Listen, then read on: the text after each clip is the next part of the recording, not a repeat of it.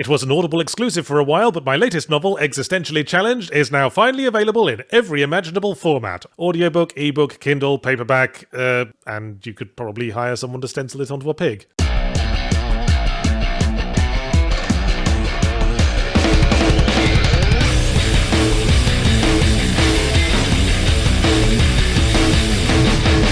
Yeah, I'm doing Zelda next week. I needed more time. What are you going to do about it? You going to report me to the review police? Get me sent down on a 10 stretch for possession of irreverence with intention to distribute? Anyway, Darkest Dungeon 2 is the sequel to Darkest Dungeon 1. There's some of that completely objective game reported you will keep asking for, and I was very glad to see it get a sequel because there's nothing I like more than getting my head around a great big pair of double Ds. Seriously though, Darkest Dungeon 1 was a game people recommended to me a lot. Hey Yahtzee, you like Lovecraftian horror and roguelikes and exploiting people to the point of death/stroke mental breakdown? To which I would say, that's true, but for some reason Darkest Dungeon 1 never really grabbed me, and also hamsters don't talk. So get back in the fucking wheel. I put it down to an excess of decision-making I felt I was being asked to do. Should we keep moving? Which door should we take? Where should we spend our off hours now? What precise number of biscuits have you allotted for this cup of tea? And it being such an unforgiving game, I felt paralysed by the thought that I was making the wrong decision. Felt like the game was constantly saying, you sure you want to do that? Just as I was about to let go of the chess piece, until all I wanted to do was flip the board and insist on switching to categories. Happily, I got on a lot better with Dookie Dungeon 2, probably because there's less decision-making in it. The basic premise is intact. You're a scholar who's read enough Lovecraft short stories to know that the smartest way to confront unknowable mind-breaking evils is to get somebody else to do it, and so must guide and fit out a team of mercenaries and send them on doomed expeditions into the darkness to acquire resources and battle monsters not so twisted and deformed by the looming horror that they can't politely wait for their go in the turn-based combat system. The difference is this time there's no dungeon, which is certainly one definition of streamlining. The Lovecraftian horrors are spilled out into the overworld to party like it's the end times, and so you load your 4 members of the fun police into a cart and embark on an odyssey to save the world by doing something at a mountain involving a huge floating brain with 4 bike locks on it. Things have become a little more abstract, and it's hard to tell what's real and what's a metaphor for your decaying sanity and all of that bollocks. But the fingernail-shaped divots in my cheeks were real enough when my whole party got wiped by some half-melted fat bloke, too stupid to realise he'd run out of HP. You know what, let's start there, because I just brought it up. Death saving throws when you're out of health? I'm all in favour. Creates suspense, helps you claw things back from the brink. The same courtesy extended to the AI-controlled enemy. Call me a hypocritical elitist who's prejudiced against the non-sentient, but that I could do without. I brought this fucking boss down to 0 health, and then he polished off my entire battered party in his next 2 turns because he just wouldn't fucking die. And I'm like, game, what the fuck else could I have possibly done to win the day in this scenario? Was I not crossing my fingers hard enough? Hang on, I feel like I forgot something. Oh, that's right, backhandedly praise the game first. As I say, I got along a lot better with Death Trap. Oh fuck, I knew I was going to do that at some point. I got along better with Darkest Funyuns too, because it's got a more Slay the Spire-y sort of progression, where you're always inexorably moving towards the final looming horror, just deciding at forks in the road if you're going to go via the haunted library or the drive-through all-devouring maw. But on the whole, you can either press forward to continue towards inevitable failure, or sit there watching nothing happen until the power company shuts you off or you run out of piss bottles. And I'm more comfortable with that level of decision-making, and the stated expectation that we're going to fuck up eventually. It's a somebody else's trolley problem, as it were. And most of the time things feel a lot more understandable than they did in Dankest Dungball 1. Everything in your journey's queued up in nice, manageable single file. Here's a hospital, get healed up or don't. Here's some desperate fleeing peasants, give them food or purchase one of their prettier daughters. I say most things are more understandable. It always pissed me off when I unlocked a new skill for a character, and when I went to see what the skill did, was informed, if I symbol less than or equal to 2, then squiggly line picture of a duck. I guess it's on brand for a game about being an occult scholar to force us to learn an incomprehensible hieroglyphic language, but a bit more context would be nice. This reminds me of a friend I used to play Arkham Horror with who never read out the fucking text on the event cards. He'd just look at them and say, okay, subtract 2 health tokens. Bitch, we're here for the story, not to do a 6-year-old's maths homework. Still, I gradually deciphered the combat's mysterious language and honed my preferred goon squad to battle effectiveness. I didn't see much point in investing in the more technical characters who need to have 2 flame icons and be both patting their head and rubbing their tummy before they can do anything halfway effective, when I can focus on the dudes who just smack things very hard. But while I did get into the desired just one more run groove that you want from a roguelike, over time the resetting of things after each attempt felt like it was working against the game. Because there's always all this fucking admin to get through at the start. Choose upgrades, choose expedition, handpick your party members, pick their classes and skill loadouts, introductory battle, get everyone kitted out with trinkets and combat items, equip your coach with a pet and a lantern and a pancake dispenser, and there's always something I forget. Like I get into the first battle and realise I forgot to equip the highwayman with his mind-flayingly useful buff-stealing ability, and he's still got the one that does nothing except cure athlete's foot and part his hair the other way. But what it really fucks with is what was the big selling point in Darwin Donkeys 1, characters acquiring permanent traits and debuffs you had to learn to work with, and that helped create the XCOM vibe where players get attached to their preferred units as they distinguish themselves more and more. In Doobie Denmark 2, the party members feel more like fixed entities who get their memories reset at the start of every run. So when the Plague Doctor acquires a fear of public speaking or starts getting the hots for the jester Jester and getting a +1 bonus to vaginal lubrication every time he uses his joke kidney transplant ability, none of that helps you get attached to them as a character because you know all that will be gone in the next run, and you might roll extreme confidence in public speaking next time, and randomly hate the Jester because he refuses to workshop his Tide 5. So while I don't dislike Dankist Doldrum's